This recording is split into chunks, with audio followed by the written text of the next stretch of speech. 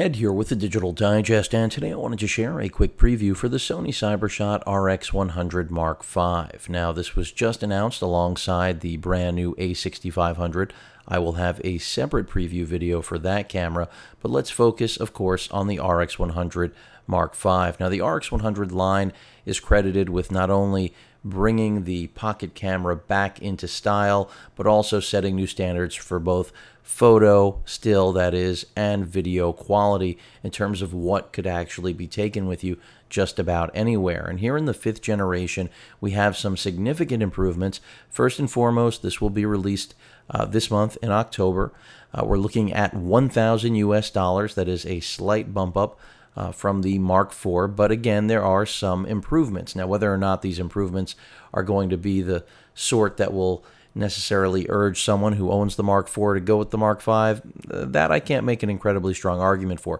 But if you don't already own the Mark IV, then the Mark V definitely presents a very good opportunity, I think, to get a brand new piece of kit. In the same vein, it'll also mean that the Mark IV will come down in price, even though, as with Sony, they often do this. This is not going to be necessarily a replacement, even though it is a new generation of the Mark IV, because the Mark IV will continue to sell successfully, as have just about every other generation of RX100. With that said, what's new?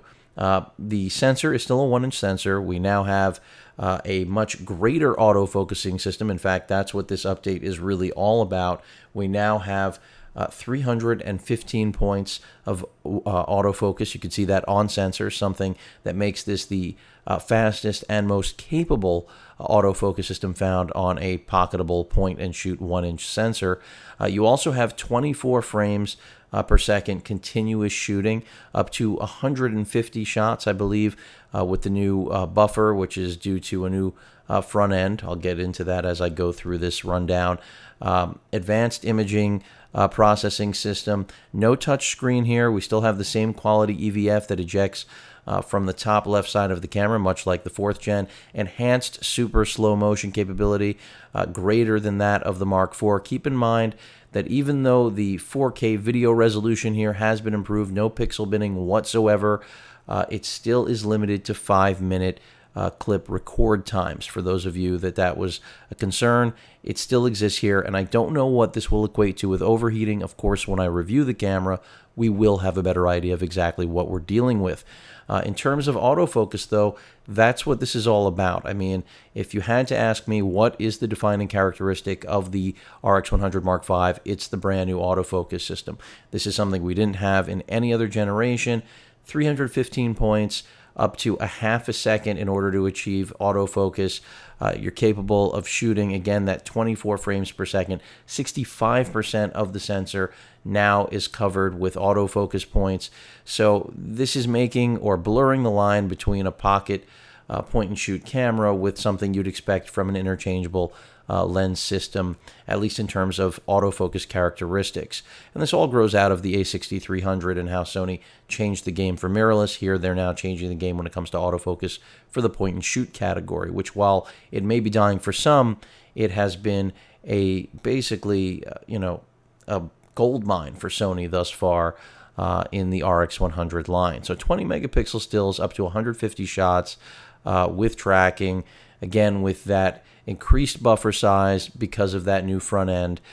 In terms of the quiet mode or silent mode, you can still achieve just as much speed there from what I've been reading, and that's really important. In terms of what's behind this advanced autofocus and continuous shooting, it's the same processor, but now we're dealing with the ability to have a brand new LSI system that supports a much more efficient controller, and between Sony's claiming those two elements, we're getting that capability to yield the 24 frames per second and increase buffer size, which again is not something that you would expect from a point-and-shoot camera, and that's another thing that makes the Mark V definitely stand out from every other generation. Even though it's still and video performance may be very close, what you can do with the still and video performance from an autofocus standpoint and more professional grade experience is definitely there in a way as unlike ever before. In terms of what you can do with the 4K video, of course, that new hybrid autofocus system is going to help you tremendously there as well. I do wish they had integrated the same touchscreen focus system that has been integrated into the A6500, but there's clearly a reason they haven't done that. That's because they've reserved it for a much higher category or caliber of photographic tool, even though that camera is only $400 more than this. And even though they have completely different sensor sizes, one a fixed lens, one interchangeable, and maybe I'll eventually compare those, since I think people will be comparing them even though their size isn't that similar. In terms of how the 4K works, it's exactly the same as the A6500. It oversamples. It takes, essentially a zero pixel binning process, so that we're getting as clean an image, the least amount of noise possible, and that is, in my opinion, something that the RX100 Mark IV should have had. Glad to see it here with the Mark V. Now, as far as high-speed, slow-motion video capture, the 960 frames per second, that to me is absolutely a marketing spec that really, in terms of real-world use, is not very relevant. But for many of you out there, that is something you love to use this camera or the Mark IV for, and you can do that here, and it does give you twice as long recording at the slow motion or a high speed capture rates as the RX Mark IV. So that would be significant for those of you that are after that.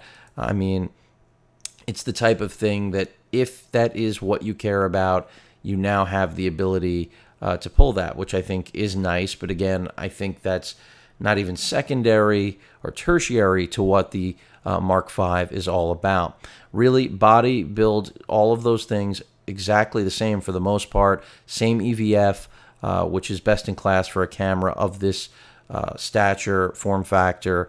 Again, something you can really fit in the pocket. That OLED gives you great versatility. Is it the best in terms of ergonomics? No, but definitely better than anything out there. If you look at Nikon's competing product or Panasonic's, you have touchscreens. In Nikon's case, no EVF. Sony gives you the best EVF they can in the body, so it's really a matter of personal preference. But that pretty much rounds out the preview for the RX100 Mark V. It's definitely a lot of camera in a very small form, like every RX100 before it, and at a significant price at that, because at $1,000 US, there's certainly a lot of other options out there, but none that are quite like this. At any rate, hope you all enjoyed the video. I'm looking forward to getting my hands on this camera, and I think many of you will be as well. Again, in terms of this being an upgrade from previous generations, significant on the autofocus side, but that's really where things are left. The sensor, pretty much the same. The buffer is a big difference, but the lens and image sensor really, right there. And I think most people who are after a compact point and shoot like this, they might care about the autofocus system, but I'm not sure they'll spend the extra dollars for it, since this is about convenience more than it's about overall performance. Not to knock that you shouldn't be getting great performance for the price that you are paying. At any rate, again, hope you all enjoyed the video. Feel free to post any questions or comments. Hit that like button. And as usual, please feel free to subscribe. Later.